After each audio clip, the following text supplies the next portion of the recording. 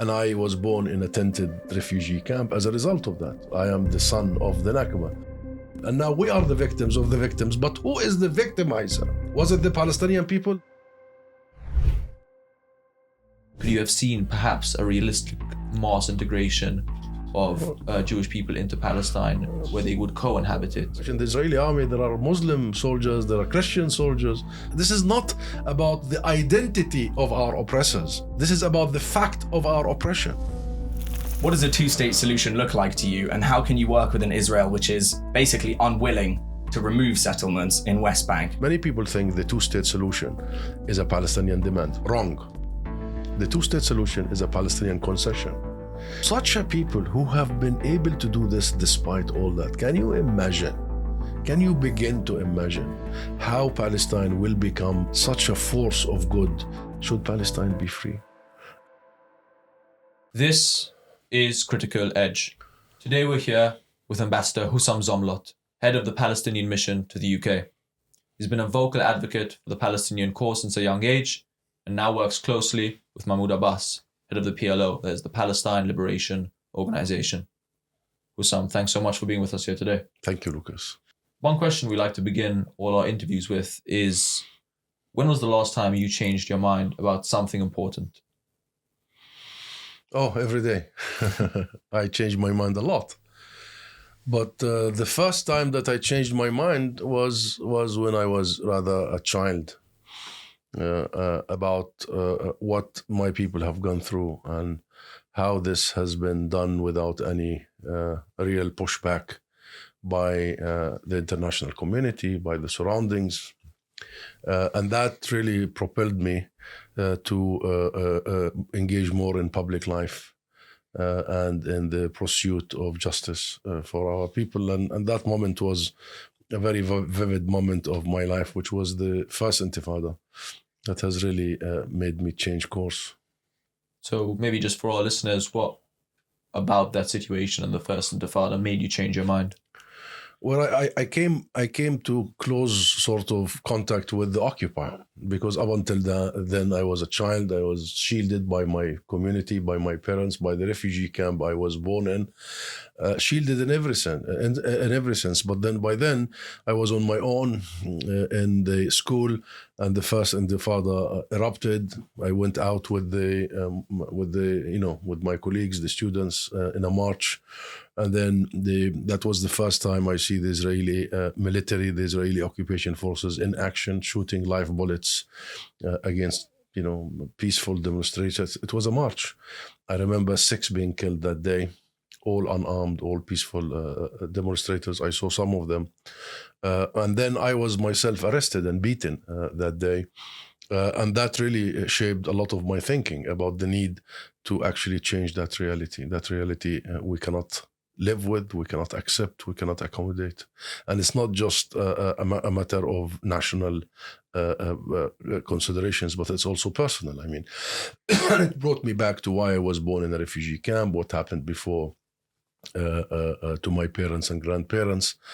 So that vivid moment did make me take a firm decision that a life worth living is going to be in the pursuit of justice for our people, for my people, and that life has to be spent on the defense of their rights. And that decision was truly motivated by my love as a child for my community, rather than hatred for anything else. Because we grew up in a refugee camp that we saw the solidarity of our neighbors, our people, the collective experience, the support of one another. And as a child, I say it from time to time, we were spoiled as children, as refugees by our community to try and compensate us for the fact that we were born in refugee camps in tents without any substantial material or governmental support for that matter. So the love that grew in your heart, has been a main determinant of the journey that followed. Thank you, Husam. It's powerful and it's emotional as well. And I think emotion is an important part of the history, what's going on now as well. I wanted to read you a poem, or an extract of a poem by Mahmoud Darwish, a prominent Palestinian poet. and you can just give your reaction to that and any thoughts that you may have. That's okay. So it's called To Our Land, and it reads, "To our land, and it's the prize of war, the freedom to die from longing and burning. And our land in its bloodied night is a jewel that glimmers for the far upon the far, and illuminates what's outside it. And for us inside, we suffocate more." Well, that's a very powerful poem by a very powerful national poet of ours. Mahmoud Darwish is ingrained in the hearts and the minds of the millions of Palestinians and the millions upon millions of the supporters and friends of Palestine, because he was able to capture the real story and capture the feelings of his own people, and like no one else could. And here, the land is our jewel, the homeland is our jewel. Here it is, because many in the West particularly have been portraying the conflict and the situation as if it is based on hatred and on rage, rather than on love of the land, love of the people, and love of one's rights and commitment to one's rights to be equal. And such poem tells you all what you need to do. There is so much love between any Palestinian and the land and the heritage and the people and the community, which have been the main motivation behind that 100 years struggle that Mahmoud Darwish is an integral part of. And if you go back to his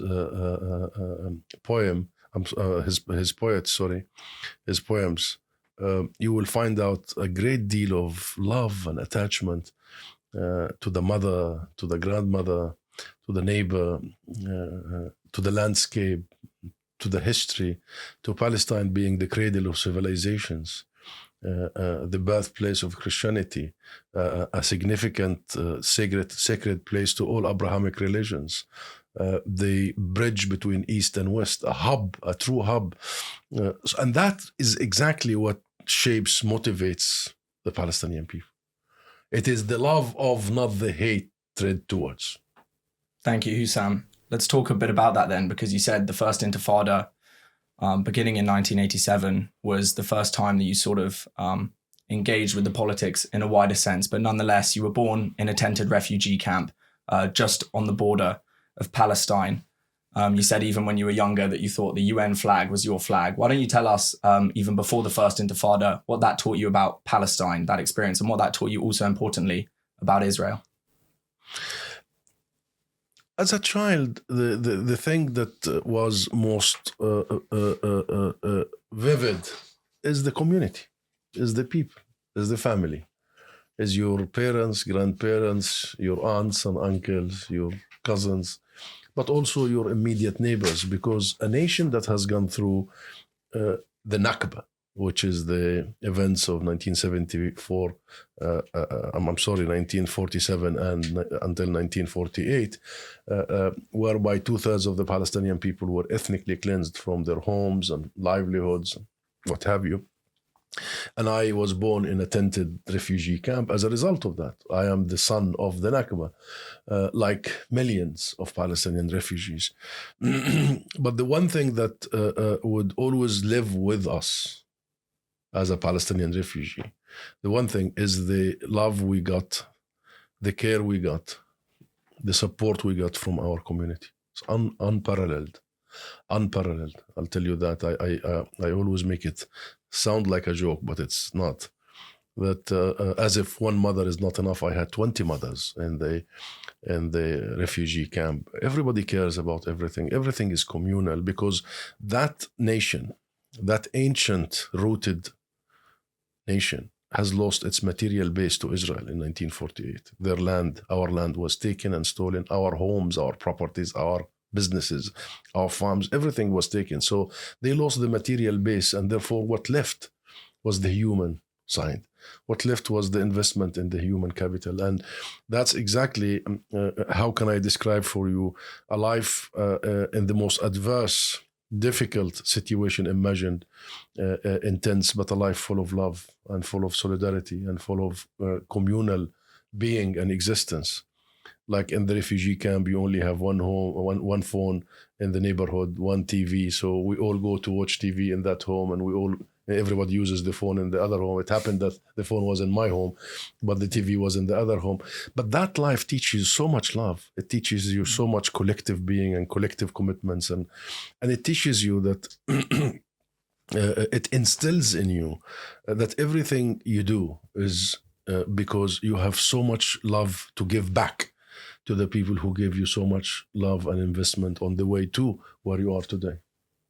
Thank you. Very briefly, before we talk about the wider historical context, could you tell us about your family's experience specifically in the Nakba, in the experience in the events of 1947 and 1948?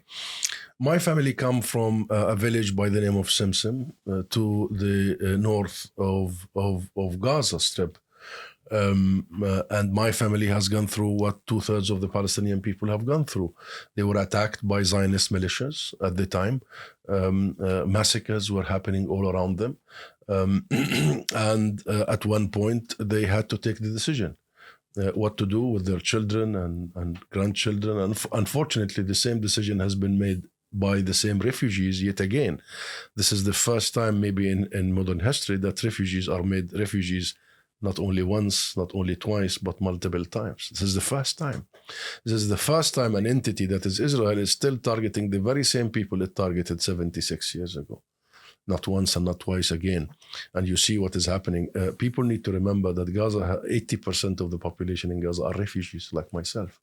So the very same people that are being displaced now as we speak, their parents and grandparents have been displaced, have been ethnically cleansed from their homes, mass expulsion. So my family was part of that. And my grandfather took the decision to try and protect his children from the shellings and the indiscriminate killings all around them, to walk southward. And together, my father at the time was just a child, a toddler, together with his all of his sons and daughters, walked southward to try and protect his family as far as possible from the atrocities committed by the Zionist militias. But he had one red line as they were fleeing, trying to protect his family from the atrocities. The one sort of commitment he had in his heart is that he wants to go as far as possible from the atrocities and the brutality and the mass killings, but not outside the homeland. He wants to stay in the homeland. And the furthest point of Palestine to the south is Rafah. And there I was born. So he kept walking and asking his fellow Palestinian refugees, displaced people, are we still in Palestine? And they would answer him, yes, we are in Palestine. And he kept asking that question until he got to a point, he asked that question and the answer came, yes, but if you take few steps, you will be in Egypt. There I was born. He decided to build his tent there, to the very south of Palestine, but he still wanted to stay in the homeland. Thank you. We'll zoom out a bit now. I think what's not often discussed, and we spoke about this a little bit before the interview, is maybe the wider historical context. So the Nakba in 1947-48 involved hundreds of thousands of Palestinians being forced from their homeland. To what extent can these events of 1948 be explained by the actions taken in Palestine beforehand, and maybe in the decades before that? You mean before the Nakba? Before the Nakba, so in the decades before the Nakba, how much of that can be explained by the political situation happening in historical Palestine, but maybe also from the US and the UK? You know, everything can only be explained by that, because everything else is only a symptom of what happened 107 years ago, or even a bit more. What happened to the Palestinian people is the worst that could ever happen to a people, the worst, which is the complete and utter cancellation of a nation. And what a nation, not any other nation. We just started by saying how rooted, how historic it is in every sense, the birthplace of major civilizations and what have you. And in one go came a mindset, a supremacist mindset a settler colonial mindset here from the West, whereby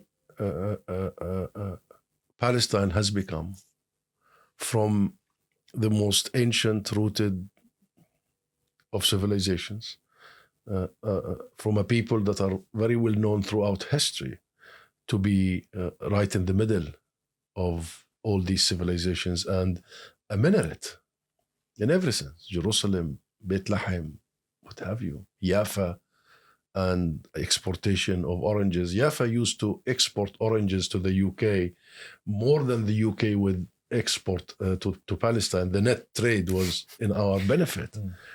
And the Java oranges were historically famous before 1948 and before the creation of Israel. And our industries, our arts, I mean, Palestine was home to the most sort of sophisticated art. Before the events, you would have the most prominent Arab and regional artists, singers, cinema actors, what have you, in all around the main cities of Palestine, Haifa, Akka, Jaffa, the coastal cities. And Gaza was a key sort of historic place right in the middle of civilizations. It's the link between Africa, Asia, and Europe. I mean, Cyprus is only a few miles away. So they turned all that into a people without a land. How, Husam? How did that happen before 1948? The power of ideology and the power of propaganda and the power of narratives. Okay. Whereby the Zionist ideology was, this is... Could you maybe be precise then if we can talk about the central tenets of Zionism, both in the past and present, and how that influences things? The very idea that this is a land without a people, this is a desert, completely empty, and that for that desert to bloom, we need to engage in an act of promising a homeland for another people that will come and make that desert bloom. That's classic settler colonialism mindset, ideology, trying to justify acts of colonialism, acts of ethnic cleansing, acts of displacement and replacement. But that was aided and helped by Great Britain at the time, the Balfour Declaration, which, if you go back and read, was the biggest injustice, historic injustice in the history of nations. I mean, these 67 words by the Foreign Secretary at the time, Lord Balfour, literally promised our land without consulting us and turned us, the indigenous population that have lived there for millennia, into non-Jewish minorities. So we were defined as non-Jewish minorities, when in fact at the time we were 96% of the population owning the majority of the land and the property and what have you. We became non-Jewish minorities. So we were defined by who we are not by who we are. Thank you. I'm just going to move on to the UK's role in a second with the Balfour Declaration, but other things. But before that, I just want to ask you about how you square the use of language, such as, for example, settler colonialism, colonization, and so on, with your role as an ambassador for the PA who officially recognizes the Oslo Accords. And part of the Oslo Accords is the official recognition by the PLO of Israel as a legitimate state. Is there not a disjunct between your language of colonization and overtake and a land without people with that official recognition which you are supposed to push and to speak about? First of all, I represent the state of Palestine, and the government of the state of Palestine is the PLO that represents all Palestinians inside and outside of Palestine. And the PLO is the sole legitimate, recognized as such entity by the international community. That's why the office here in London is the PLO office. The office I used to head as an ambassador in the US was the PLO office. Just to clarify for our viewers, that doesn't include Hamas, correct? No, the PLO does not include Hamas, but the PLO includes all other main Palestinian political factions. the Palestinian Authority was established by the PLO to undertake certain responsibilities under the PLO's commitment of the Oslo Accords. However, there is a big difference between narratives and history and reality that you have to be absolutely clear about. What happened to Palestine in the 19th century, starting with the conference in Basel and all that happened since then, the Balfour Declaration soon after, the British Mandate, and then the establishment of the State of Israel on the bones of the Palestinian people was a classic case of colonial enterprise. It's a settler colonialism. Yes, so just to clarify then, if you don't mind, the acceptance of the Oslo Accords, which from the PLO officially recognizes the State of Israel, in your view, that's purely pragmatic on the basis of geopolitical reality, and yet you will still claim ultimately that the creation of Israel was a settler colonial project and therefore not legitimate. Is that right? No, that's not right. What is right here is that we have to define the issue as it is. And the issue is an issue of settler colonialism, okay? And no one should rewrite history, because there was a lot of lies about what has been happening and what happened in 1948, before it and after it. What happened was a classic case of a project that came to replace the indigenous population. And to replace the indigenous population, you needed to use classic tools of settler colonialism. And that's exactly what happened. However, a political solution is something different. And you need to make the distinction between a homeland and a state. I started by telling you I represent the state of Palestine. A homeland is a homeland. When my father took me to his village, showed me his house, showed me the fig tree he planted, that is my homeland. No one will take that away. No one can take that away. But a state is a different matter. Yes, the PLO has accepted a state after Israel ended its military occupation that began in 1967. That is the West Bank, including Jerusalem and Gaza, of course. We have accepted that, and we have accepted international resolutions. But that is towards a political solution. But the homeland includes all of Palestine. Okay. And no one. We would be flexible in finding a political solution, because in the end, we are oriented by protecting our next children. We want to find a solution. And we have been very flexible in accepting the international formula. And by the way, let me explain this to you, Oli.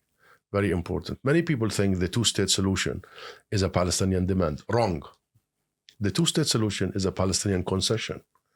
We have accepted the international formula, even though many of our people thought that was unfair to establish a state on 22% of historic Palestine. But we have accepted it because we accept the premise of international legitimacy and legality. We accept the premise of a post-World War II global order, rules-based global order.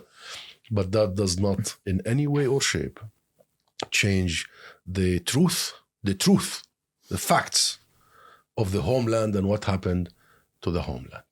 Okay, thank you. Let's talk about the UK then. Of course, you're the head of the Palestinian mission to the UK. As you said, the UK officially signed off the Balfour Declaration in 1917. That was fully legitimized in 22. And then in 1947, you spoke about the rules-based world order. The UN partition plan was put in place. However, even before that vote was fully put through, the UK announced that they would be leaving in mid-May 1948, which essentially left disorder for the war to occur instead of putting in the partition plan in an ordered way. So as the ambassador to the UK, how does that inform your role and how does it make you feel about the state of Palestine's relation to the UK? It's a mixed feeling. It's really a mixed feeling. When I was appointed first, and I knew I will be serving as an ambassador here, the first feeling, I am being sent to the land of Balfour, to the place that has contributed to the agony of my people and myself. I am the result, the outcome, the son of that declaration and then that mandate. I mean, the consequences of that mandate on the one hand. But on the other hand, that's where the feeling is mixed. I had lived in the UK before as a student, like you do now, and I had studied here at the LSE in the late 90s, and I stayed few years doing a PhD as well afterwards. And I have come to close proximity, not with the history or the governments, but with the people of the UK. And that's what was in my mind, that perhaps because of the people of the UK, because of how sophisticated the British people are, how exposed, very well read, I always believe that where it started, and started here, the cancellation process started here. Where it started, it might end.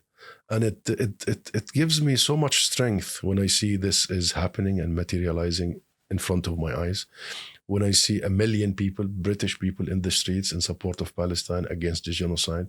When I see these people coming every week, not only in London, but all over the UK.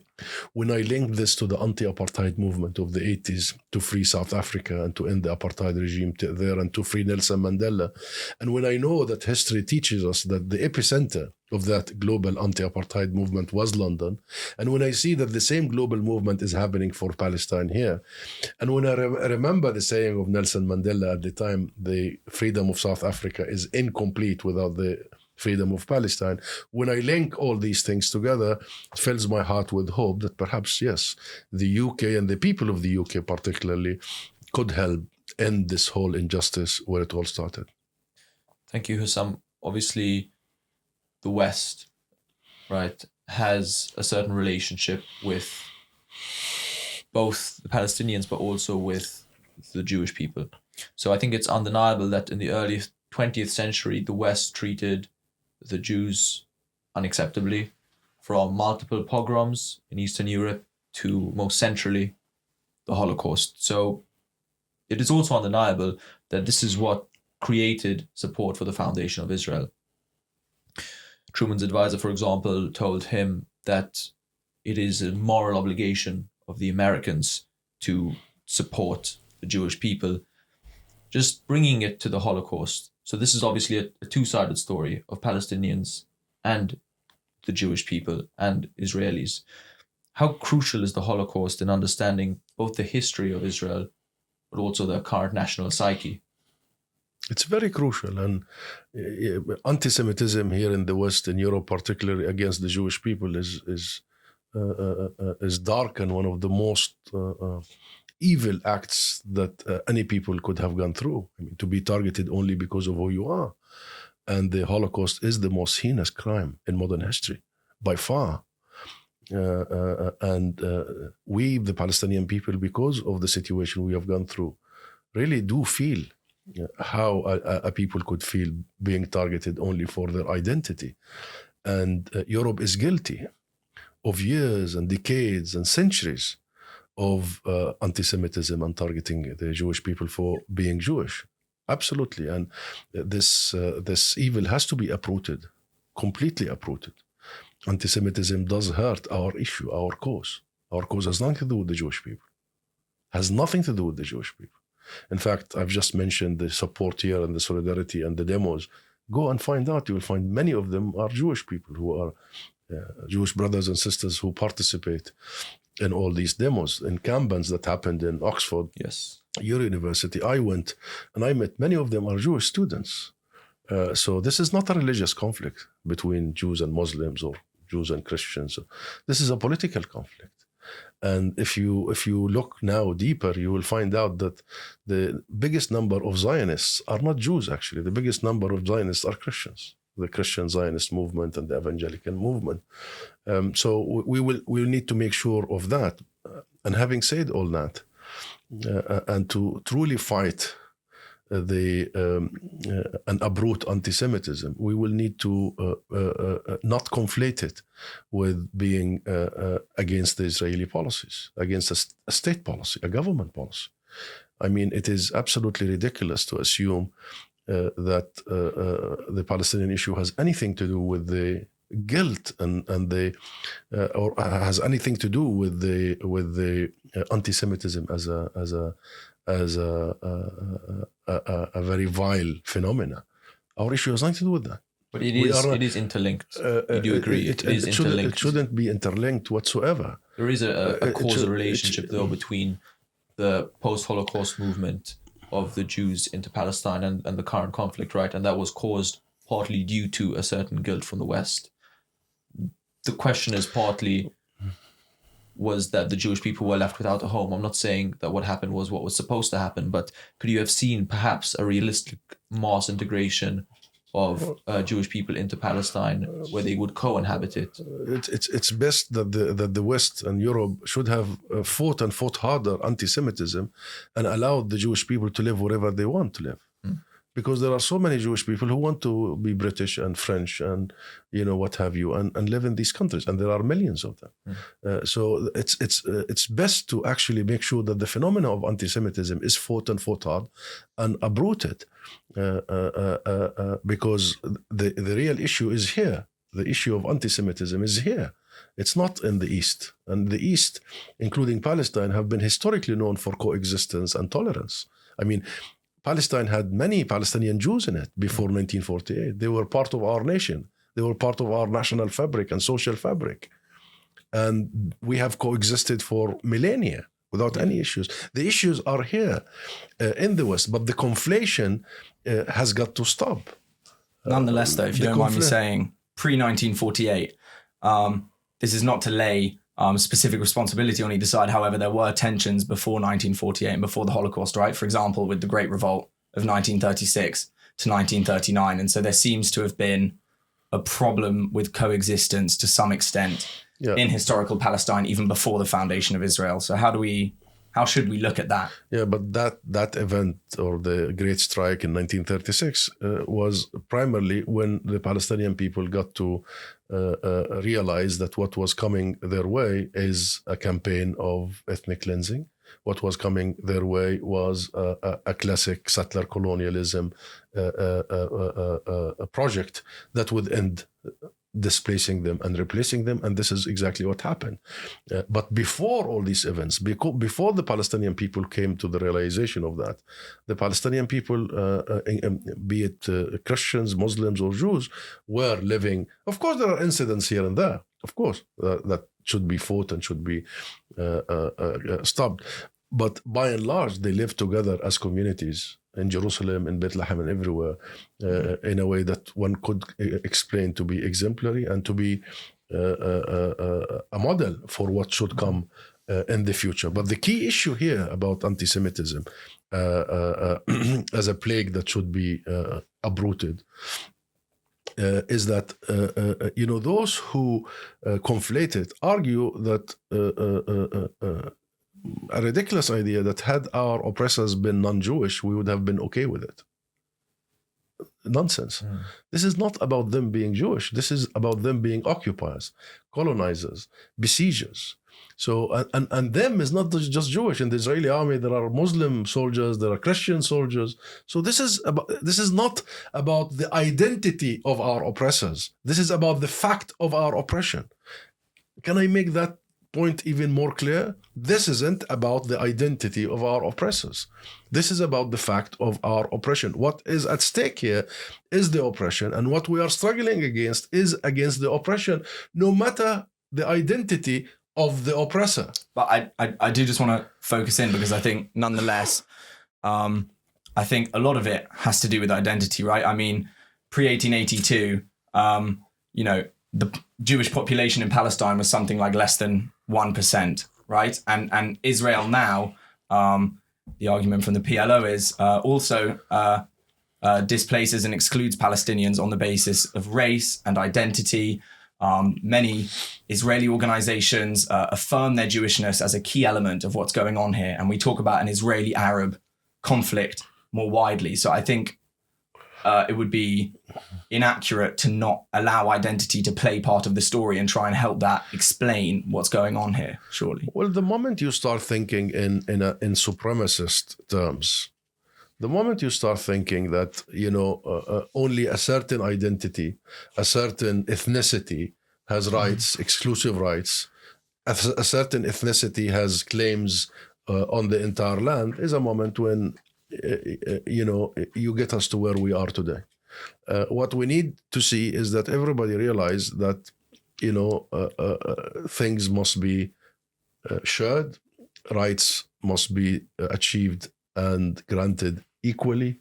There are no discrimination. There are no better people than others. We are all the children of God. We are all chosen in some way. And in any political arrangement, we all must be protected by the same law, the same constitution. That's the issue. And that's exactly what started and came our way. What came our way was not a group of people who want to live in the middle of us and with us. And by the way, Palestine historically was open to people coming and going. I mean, we are, and many stories of Jewish people who were prosecuted in Europe came to Palestine before the events, and they were received with open arms. The story is when you start thinking that you want to have exclusive rights. When you think like the current Israeli fanatical ministers with Netanyahu himself fanatical, who really believe in such a mindset of supremacy that they have a divine right to discriminate against us. There we have a problem. And we have a problem of using the Bible, and we are the people of the Bible. Remember, Palestine is the birthplace of Christianity. It was in Bethlehem. Using the Bible, weaponizing the Bible against us, as if God has given land and God was a state agent distributing land. God doesn't do that. God gives land to people equally, and God looks at all people equally. So this is the issue, and the issue has been allowed to fester and fester from the time of the establishment of Israel all the way to the Smotrich and the Ben Gvir and what is happening, which is the actual settler movement taking hold of Israel now. The settler movement inside the occupied territory, inside the West Bank, completely taking over. And the Kahanists, who were designated in the US as a terrorist group only a couple of decades ago, now they are sitting on the cabinet table inside Israel. So this is the real issue, my friend. It's not just about how do we find a formula for people to exist. It's how do we fight and defeat the zero-sum mentality and the zero-sum mindset.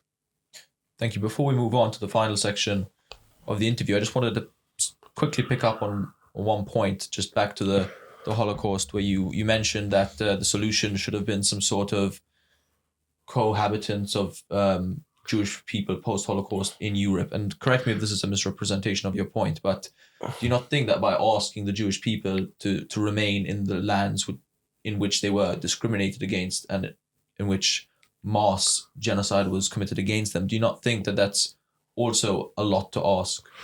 I didn't say that. I said the solution was to uproot anti-Semitism, to fight anti-Semitism, to make sure that the Jewish people are protected everywhere, not just in one place. And that is the responsibility of the Western governments. And that was that responsibility during the horrific unspeakable crimes against the Jewish people throughout history, but particularly during the most heinous of crimes, the Holocaust, should have prompted governments and systems in the West to focus on the root cause of the issue. The root cause of the issue is the hatred to Jews. The root cause of the issue here in Europe and in the West is anti-Semitism. And therefore it is to make sure that Jewish people exist wherever they are with protection and without hatred. But the idea that they only can exist in one land, and then the land has its inhabitant population without any regard to the indigenous population, have created this unresolved conflict. I agree. The Jewish people have the right to be protected and live safely everywhere they are. And I lived in the US long enough to know that there are more Jews in the US than in Israel now. So what do you do with them? So the Jewish people in the US or in Europe have no protection, no rights, and we don't fight anti-Semitism because now they have an exclusive place for the Jewish people. All what we're saying is the West has not dealt with its issues, and then we have become the victims of the victims. We, the Palestinian people, have become the victims of the victims. Now, who are the original victims is the Jewish people, and now we are the victims of the victims. But who is the victimizer? Was it the Palestinian people that did the horrible, heinous crime of the Holocaust? Who did all these crimes and the pogroms? It was here in the West. And therefore, the victimizer has got to have leadership and be true and come up with a realization about the crimes that have been committed against the Jewish people and resolve it and challenge it rather than just export it on others and not deal with it. Yeah, so just to finish off, I want to talk about the two-state solution that you're advocating for. I think the way that the PLO and the way that Israel officially or non-officially views the two-state solution is quite different. The West Bank is separated into different enclaves. You have Zone A, B, C. The PLO only have control of one part of that. There's different settler enclaves in the West Bank. And for example, Smotrich was talking about the annexation of Gaza. So what does a two-state solution look like to you? And how can you work with an Israel which is basically unwilling to remove settlements in West Bank, as previously stated? No, Israel is unwilling to do anything. Israel doesn't want a two-state solution, it doesn't want a one-state solution, doesn't want any solution. Israel wants a repeat of what they did in 1948, and they are doing it now in Gaza, and they are doing it in a slower fashion in the West Bank. So there is depopulation in Gaza, there is depopulation in the West Bank. The current Israeli political thinking and political class is not where you want them to be vis-a-vis a solution. What we need to do is to recreate the power dynamics and redraw the lines and create leverage so we actually implement a solution rather than call for a solution or negotiate a solution, because we've done enough of calling and enough of negotiating. Having said all that, if you really want to know what is a solution and what could be a solution, just visit the advisory opinion of the International Court of Justice only a few months ago in July. That is the highest court on the globe. That's not any other court. Those are the judges of the world. And they came up with a very clear verdict whereby Israel's presence in the occupied territory is unlawful. Because, by the way, there are some military occupations that could be deemed in a temporary manner as lawful. This is unlawful, the International Court said. It has to end. Israel's colonial settlements in the West Bank and Jerusalem are unlawful and must be dismantled, all of them. And these settlers must go back. And thirdly, all third states must cease immediately to provide any political, legal, or material support for Israel's illegal practices. If we look at that ruling, we'll understand that the solution lies there. Lies first with the third parties to ensure that Israel does not do this. They do not support. And Israel cannot do all what it can do without the West support. It can't without the US bombs that they provide, these 2,000 pounds bombs that drops on the heads of families and neighborhoods in Gaza and in Lebanon and elsewhere. This is the solution. Israel's occupation has got to end. A state of Palestine is established with Jerusalem its capital, all of East Jerusalem its capital, a resolution to the issue of refugees in according with international legality and legitimacy. And Palestinians have the right to be treated equally wherever they are, wherever they live. Equally, discrimination must end against the Palestinians, and that will provide a solution, yes. Thank you. I want to clarify for our listeners, yes, the settlements are illegal under international law, and not much is being done about that. Officially speaking, as recorded by international organizations, more than 40,000 Palestinians have died during this conflict, with an estimated 160,000 due to indirect deaths. What is going on in Gaza is very troubling. Husam, thank you so much for coming on. Before we finish, I'd like you to tell us something you want the world to know about the Palestinian people. Well, the one thing that the Palestinian people need to be known for is that they have been a force of good for humanity at large for millennia. And, wherever you go in Palestine, you have the huge story of there is Jesus Christ was born, there Abraham, the father of all prophets, lived there. It's a very storied and ancient land. And the Palestinian people, despite the most adverse situation that they have gone through, a process of cancellation, they were literally gone in the eyes of many players around them. And the consequences was actual extermination. Despite all that, the Palestinian people have managed to create one of the highest education levels. We have one of the lowest illiteracy rates in the region, if not in the world. We have the highest per capita PhD graduates worldwide, one of which is the one you're talking to. And I remember I started in a tent in a refugee camp. That's because this society invests so much in us. And this society invests so much in the good and in the potential and in the possibilities. Look at the Palestinian refugees and the diaspora community in other places. Look at them in Gulf countries. Look at them all over the world. Look how many Palestinians there are in leading positions in the banking sector and the high tech. Wherever I go now as Palestinian, you know what? Every time I go to a hospital, there is a Palestinian consultant there. The last time I counted, there is 550 Palestinian senior medical consultants in the NHS only. And I tell you, that's not the whole list. And that goes everywhere. So such a people who have been able to do this despite all that, can you imagine? Can you begin to imagine how Palestine will become a light upon nations, and how Palestine will become such a force of good, and how that will create a different dynamics regionally and globally should Palestine be free, and should this oppression ends, and should this injustice finishes, and should people be able to truly, truly utilize their full potential. And I tell you, the potential of the Palestinian people is limitless. Limitless. Remember the story of NASA where they invented for the first time a rover that lands on Mars, a helicopter that lands on Mars.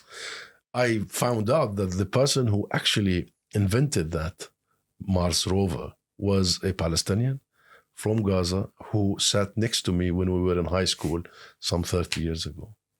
So, and you know what, to come out of Gaza and of the refugee experience and to go all the way to NASA, I think the 14 million Palestinians would be that, should the opportunity be given. So do not just remember the Palestinian people by these horrific scenes of killings against them and our children being murdered, but also think of Palestinian people that would be such an asset to humanity once they shake off all the dust, the historic dust and the current dust from their very tired shoulders. Thank you, Husam. I think this has been a good debate. And while we may have got a bit heated at points, I really appreciate you coming, talking to Ollie and I, and the work that you're doing is so important, and it's really moving for me, to be honest, to hear you speak. I think it's a very, very complex issue, which is why we wanted to talk about complex things. But you've laid it out in a way that I think our viewers would find very hard to disagree with.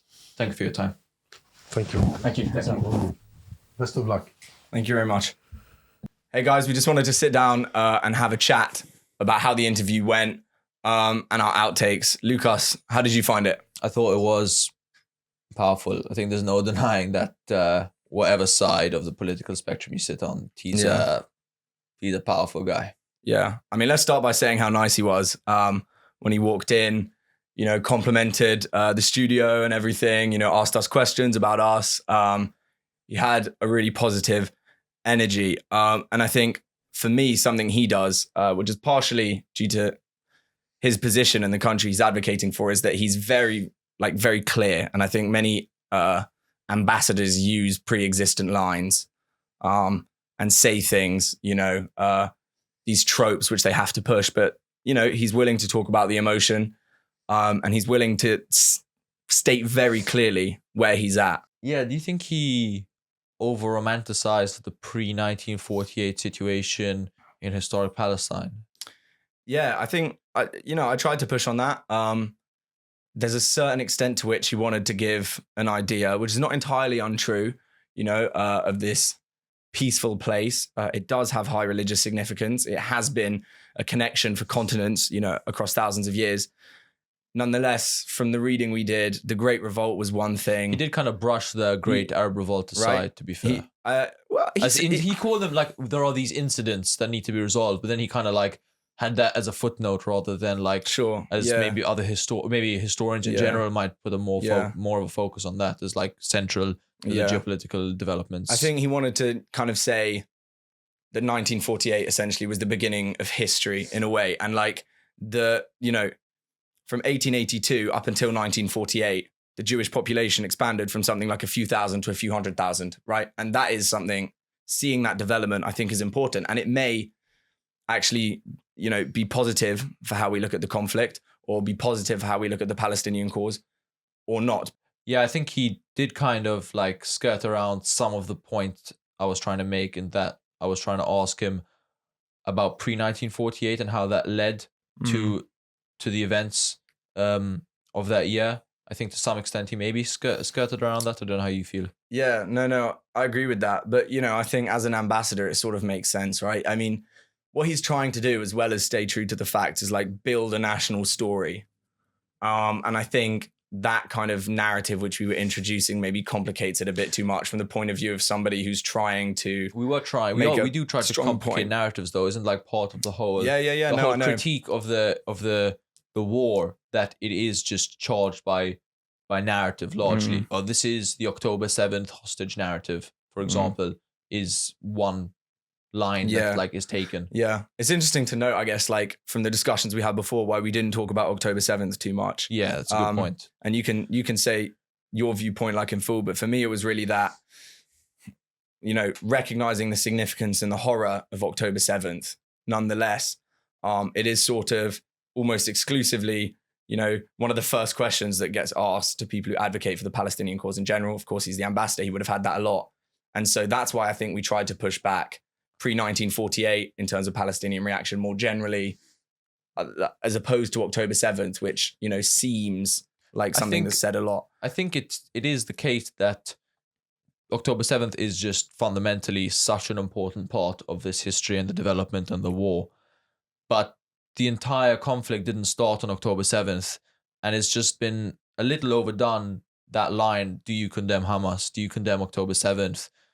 That we kind of felt that the pushback would have led to a certain dead end, or maybe an end that's been extremely explored, which is good. But I feel like people have the resources to hear his opinion on those matters if they want to. We kind of wanted to maybe shift the focus a little bit, maybe a historical context. I think we did that fairly well. And I mean, I think there's also a problematic implication in the specific way it's asked, and that's why it can get taken like that, is that there's somehow kind of a synergy between an organization like the PLO, which has been a peaceful for a very long time, and Hamas. And there's kind of it creates a false unity. And there's an implication in the question about the fact that these atrocities, which were absolutely horrific, are in some way symbolic of the Palestinian national consciousness and approach in general. And that's what I think it's important to disentangle, is that this is one, nevertheless, with sway. The support of Hamas is one movement in the Palestinian people. And the events of October 7th, whilst undeniably horrific, don't represent the Palestinian people as a general. I think that's what's really important to note. Do you think me and you kind of differ on our opinion on the conflict at all? Or to what extent do we differ? It's a difficult question. I don't know. Where do you think we differ? I think, since you're asking, but I could. Yeah, I think to some extent, maybe you focus more on like the structural aspect of things. So you'd focus more on this is the colonial settler framework that led to October 7th, for example, whereas I'm more likely to focus on something like these are the current events in Israel, in Gaza. This is what we need to focus on, the current geopolitical situation, which is, I think there are different like pros and cons to those approaches. I think, well, I don't know if I'm being clear. No, you're being clear. There's something maybe we didn't get into fully, but something I think is so important in the general discussion about Israel and Palestine, right, is the language used. Zomlot made a good point when he said, people talk about the two-state solution as something Palestinians actively advocate for. It's actually a Palestinian concession, right? And that's a linguistic difference, which ultimately is expressing the same event, right? Or expressing the same thing. And yet that frames it very differently. And I think framing these things with the right approach is important, right? And talking about, early Zionist thought, right, did use colonial language. And so as much as it has developed and it doesn't use that language and that isn't the mindset anymore, nonetheless, it's important to frame it in those terms, since the narrative determines how people act and how they think about these issues and so how things unfold. It's interesting as part of that October 7th debate where you have to realize and recognize the actions of what happened. 100%. I'm not saying that 100%. you're denying that. It's the actions of what happened, and that some people might find that talking about language in that scenario is almost irrelevant. And this is maybe to some extent. And I think that actually allows us to frame it and understand it in the right way. I do understand. And look, I think there should be a focus on October 7th, right? It should be talked about. Sort of my point is that I think it's been done in the wrong way, almost too much, to the point where it's difficult to talk about now in the right way because of the associations. And it's really difficult to disentangle talking about October 7th and the horror of October 7th without associating yourself with the line that is pushed, do you condemn X? And I think that's why we try to stay away, right? It is to some extent, I'm probably more likely to see a value in that question. Do you condemn Hamas? I think to some extent it is an important question. Yeah. Maybe not to ask Husam Zomlot. He obviously does condemn the actions of what happened, so that's why maybe we felt it wasn't the right avenue to go down. But I think there is value in that question, because 100%. you're basically asking someone to stake a position where they're condemning another party, right? Who is to some extent on the same front, front against the colonizer. Yeah. No, I agree. I just think it's got to do with the way it's been asked. But let's move on from that.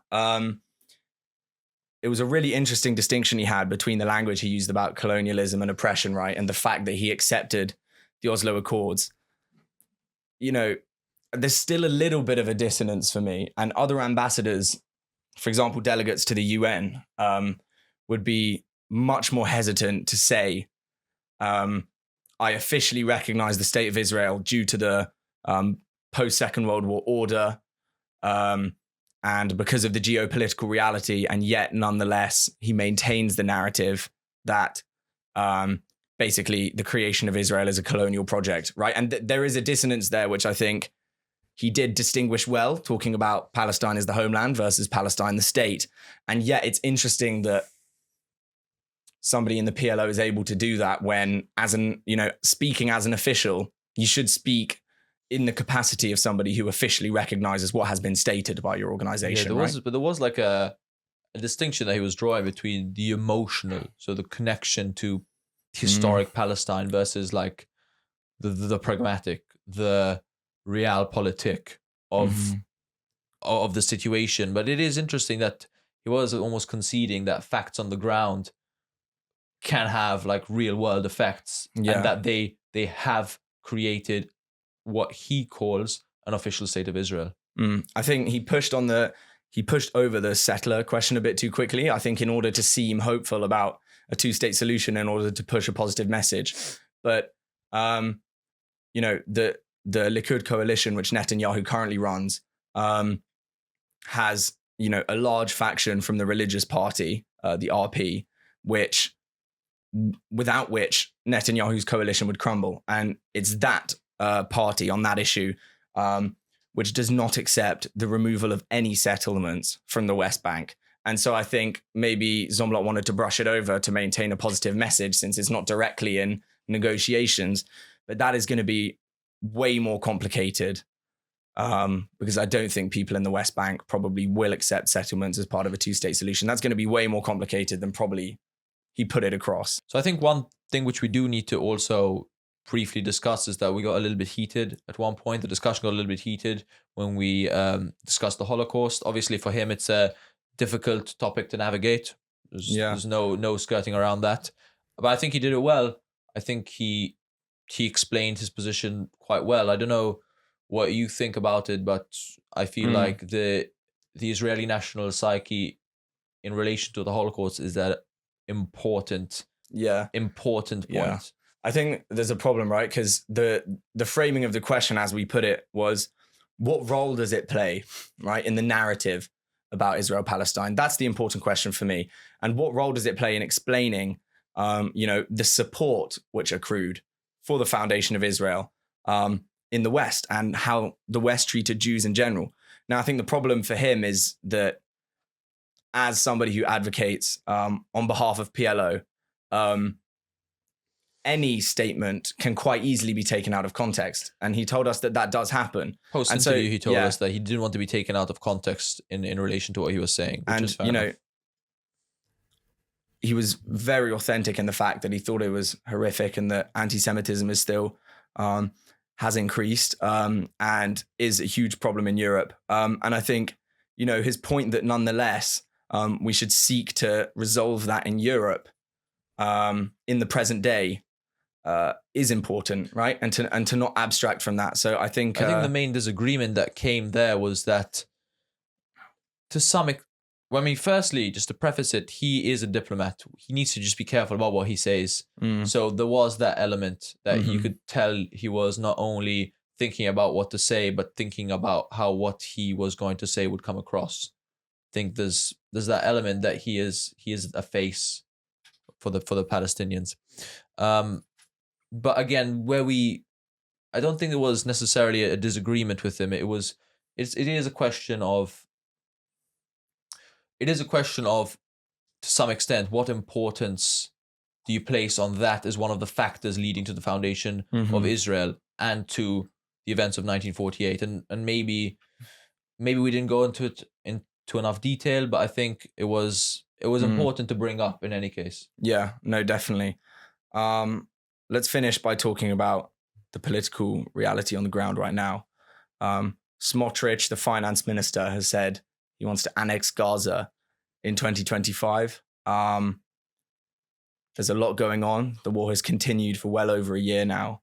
Where do you see this going? Where do you see it ending? I don't know. I'd be lying, I think, if I claim to have an answer.